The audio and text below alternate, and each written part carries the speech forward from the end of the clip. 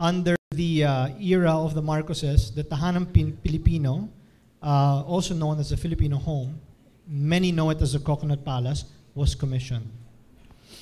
Now, standing amidst the coconut trees with lines of the shores of Manila Bay is the Tahanang Pinoy, or the Coconut Palace, as it is more popularly known, literally meaning the Filipino home. The Coconut Palace is an elaborate and exquisite testament to the many uses and applications of the coconut tree as a building material, and no less than 70% of the structure is made from coconut. Based on a hexagonal, partly inspired by a hexagonal section of the way coconut trees were milled before, the U-shaped plan of the house allows for a flowing experience immediately upon the entry. Underneath the carport cantilever, the canopy of a cocoa lumber lattice and capiche shells and frosted glass are designed to resemble the shape and appearance of a coconut tree leaf. No? The main door, which is a double triangular edge panel, designed in turn to mirror the roof of the Bahay Kubo, and serves as a starting point for both physical and symbolical. Now, if you look at the door of Coconut Palace, and this was in 1978, this was already laid in with cocoa inlays, no? Which today is quite common. In 1978, it was purely an invention. Once inside, a generous foyer flanked by two elegant cocoa fiber carpet wooden staircases and crowned by a dramatic coconut shell and brass chandelier initiates the indigenous architectural experience. From here originates the two hallways leading to both wings of the house, each opening to a series of interlocking hexagonal rooms. Now, just mind you, in 1978, there were 13 inventors that were brought in to start inventing a lot of these products, which you find quite common now. And from there, a lot of new industries have actually developed quite a bit. This is another shot of the coconut chandelier, which was again an interpretation for a modern chandelier, a modern Filipino chandelier.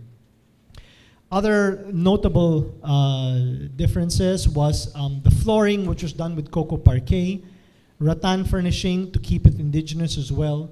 Coconut chandelier again was used. This was for the music area. The wallpaper that you see back there is actually using coconut husk wallpaper.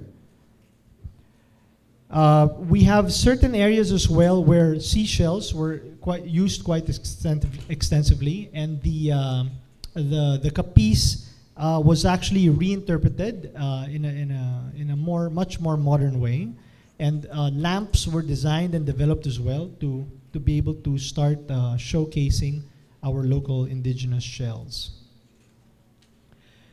Part of the table design, we have the Payatas Festival, which is the rice paper festival, also used for pastillas de leche, which a lot of us tend to enjoy, a local delicacy. Now that paper was actually used as part of the table and then infused as well to incorporate in the table design, coffee table design. And we also started using the crushed cocoa shells, which again today is very, very common. Back in 1978, this was the first time it was actually used in its application. Now, the dining room, which showcases a 5-inch thick, 37-foot-long narrow table and seats about 24 people.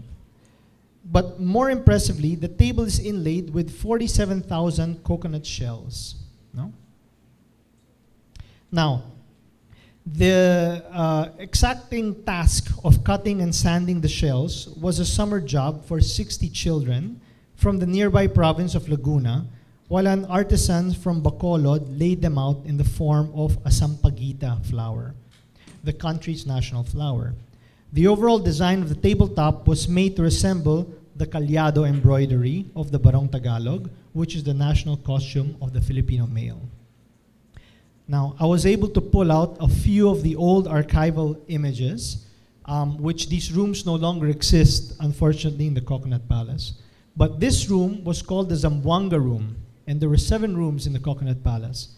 So the Zamboanga Room was the first bedroom to the left of the staircase, and the flooring of the Zamboanga Room used coconut parquet. All furnishing made of coco lumber, and the 4-post bed that you see here was carved by national artist Napoleon Abueva. Coconut branches are even painted on the ceiling, while the bathroom tiles are made of cocoa shells that far exceed the qualities of a regular tile.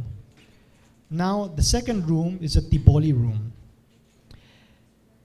Next is the inspiration of the Tiboli room that comes from the Tiboli tribe.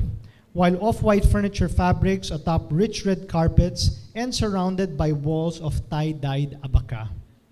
Displayed on the walls are various knives, hats, and tribal accessories, while on the shelves behind the electric patterns of the headboards are pottery and artifacts of different kinds. The kudyapi, a native musical instrument similar to the guitar, even graces the room. Traditional tents are the inspiration for the canopies above the 2 beds. Then we come to the Maranao room. The Maranao room overflows with the design elements representing of the Muslim Mindanao nobility. A 3-panel brass headboard reminiscent of the Muslim mosque towers over the bed, the cover of which look like skirts of a large Muslim tent. Shaded by fringed ceremonial umbrellas in a lamp beside the traditional sofa, while perched on 2 horizontal poles directly above the bed, there is even a canopy that appears to be like a flying carpet. Decorative kerchief woven by the sea-going Tausug tribe, as well as a kaluntingan, which is a musical instrument composed of graduated musical gongs, adorn the wall. A 4-pane glass divider with etchings of the Sarimanok shields the bed from the corridor, while on the carpet floor are brassware of different sizes. Lastly, Maranao colors such as light purple, yellow, orange, and green add to the authenticity of the room. The Visayas room, representing the island group at the center of the archipelago, is the brightest of all. Set against the pink hues are shell-shaped rattan furniture and mother-of-pearl, coral, and shell decor. Now, mind you, these images will definitely look dated because this was done in 1978. So forgive the interior design. Then comes the Mountain Province room, or known as the Ifugao room, easily the most striped bedroom of the 7.